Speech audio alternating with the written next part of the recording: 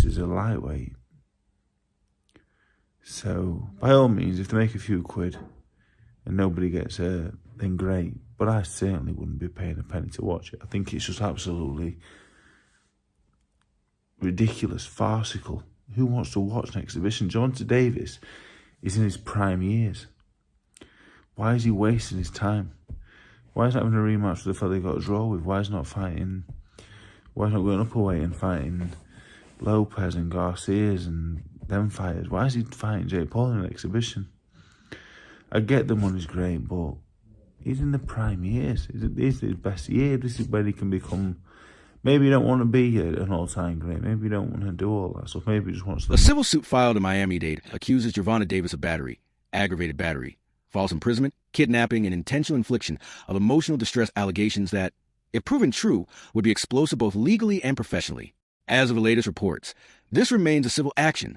No new criminal charges related to the complaint have been filed yet. WBC lightweight world champion Gervonta Tank Davis was arrested earlier this week for a closed fist slapping his daughter's mother. What's a closed fist slap? Is it like this? Bro, you can't be closed fist slapping women. You can't be slapping women at all.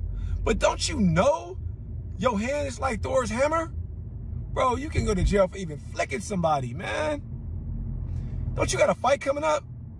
Or are you trying to ruin your career? Maybe. At present, Davis has not made a public statement directly addressing the allegations. Instead, his earliest response came through his inner circle. His coach stated that Davis is doing great and that they're trying to figure out what's going on. It's a short, guarded comment clearly intended to keep the boxer out of the media storm while his legal and promotional teams manage the situation. Jake Paul's most valuable promotions MVP confirmed it had launched an internal investigation following the lawsuit's emergence. In a statement, the company said it condemns all forms of violence, is gathering information, and will determine next steps after full review. That means the fight is technically still on the schedule, though it may be postponed or canceled depending on what the investigation uncovers. Inside sources now suggest the November 14th event is likely canceled rather than merely delayed. As sports reporter Damar wrote on X, "I'm hearing it's being postponed. Not sure on the date, but I'm about 80% certain the November 14th event is canceled." Originally, the fight was slated to take place at State Farm Arena in Atlanta, but the final venue was moved to Miami, a location that seemed ideal for today's attention-driven economy. A social media star versus a prize fighter. Viral promotion meets old-school boxing muscle. In the making, when a fairly novice Jake Paul made a wish list of future opponents, and right in the middle of that list was Gervonta Tank Davis. Many laughed at the time, and some still can't believe we're here.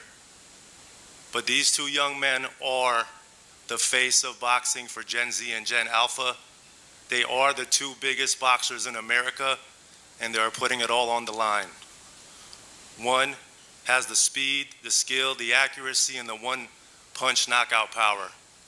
The other has the size, the force, and the unbreakable confidence to make this must-see Netflix.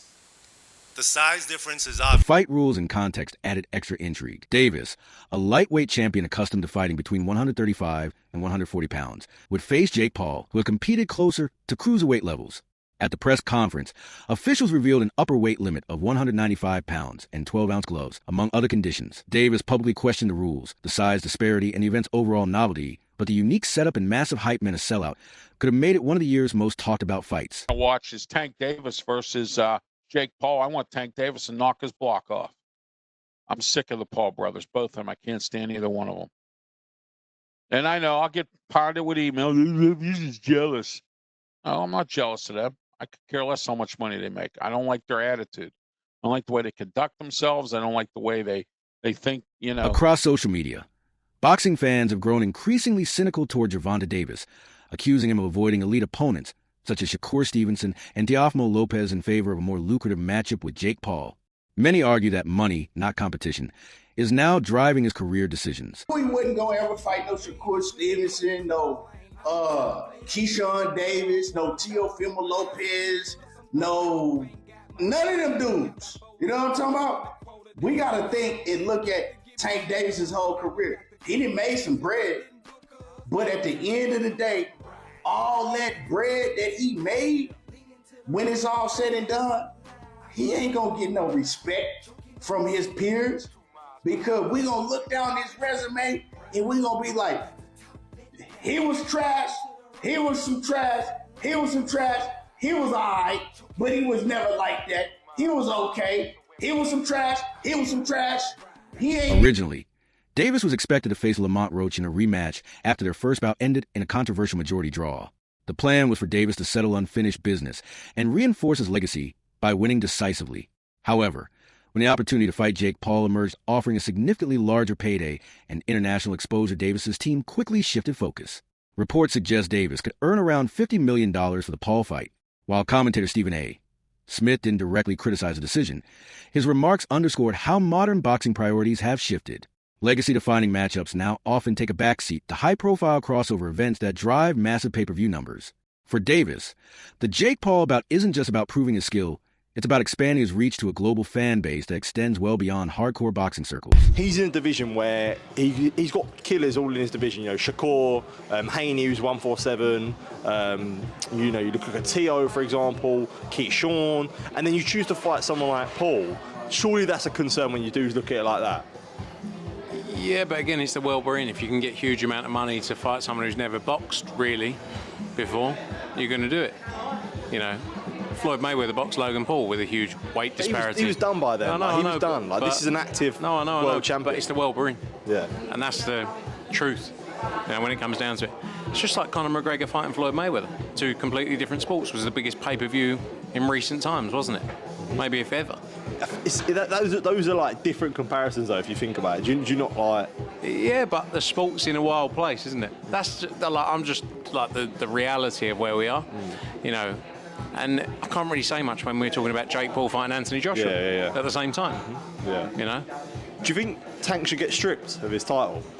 Yeah, I think anyone who, just in general, doesn't defend their title to do something else should get stripped because it shouldn't hold the belts up. You know, in any, I think that should be the reality in anything.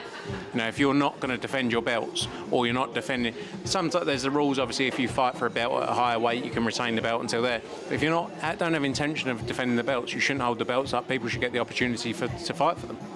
What happened with the failed negotiations between AJ and Jake Paul? I think anything's still possible. That was always discussed for next year. You know, this fight's November.